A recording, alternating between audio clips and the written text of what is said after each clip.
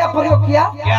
आओ ना मेरा एक राम राम। आप गलत है कि हम गलत है? आपको मैं नॉलेज से मारूंगा, मैं ही मारूंगा। तब उतना बोल के चेक करत है कि एक बार हमन के नाम पर लखेरा है। उतना बोल के चेक करत कितना में पानी तो ब्राह्मण से हमको नफरत नहीं है, नहीं ब्रह्मवादी से नफरत है। है। राम आएंगे तो अंगना सजाएंगे। अच्छा। और रविदास बाबा आ जाते तो क्या करबे? नेटा ठकार लगा देंगे। अरे राम आएंगे तो अंगना सजाएंगे। और चोरमल बाबा का जनी आ जाते क्या कहबे कि भाग राम जी के है। ब्राह्मण लोग ब्रह्मवादी मत फैलाओ, नहीं राजनीतिक मत करो।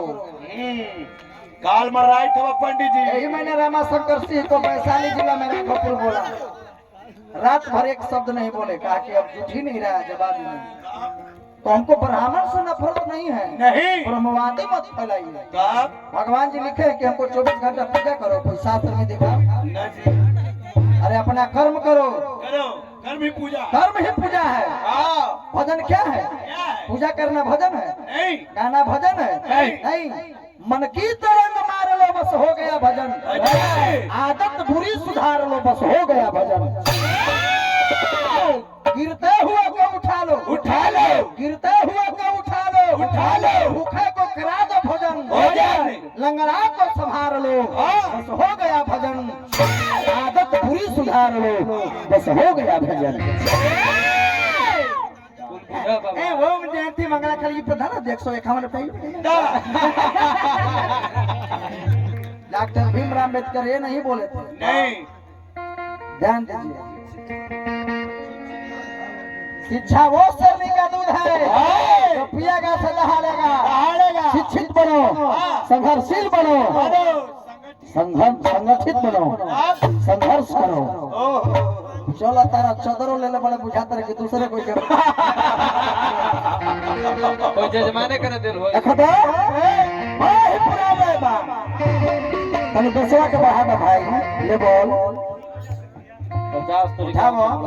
ओकरा में देखो भेड़ो जाल में अब देख ले अपने झलवा के भड़ुआ अपने झलवा के बोलता रहे कि जो नचनिया के भणुआ जो ओकर भाई के रिश्ता रखल त समझ के ऊ भणुआ बता मैं लोग भणुआ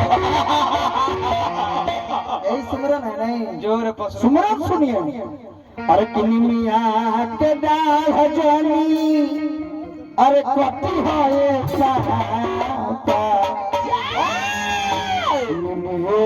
तमाई बसे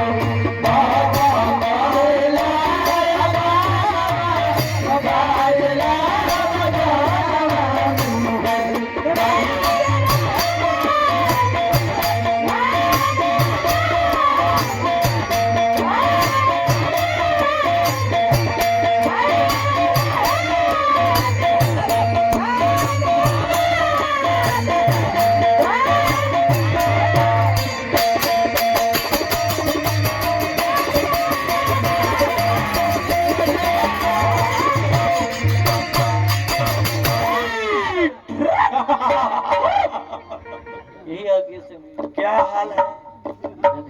क्या हाल है? कनी बराबर रहे के चाहते हैं। हाँ तब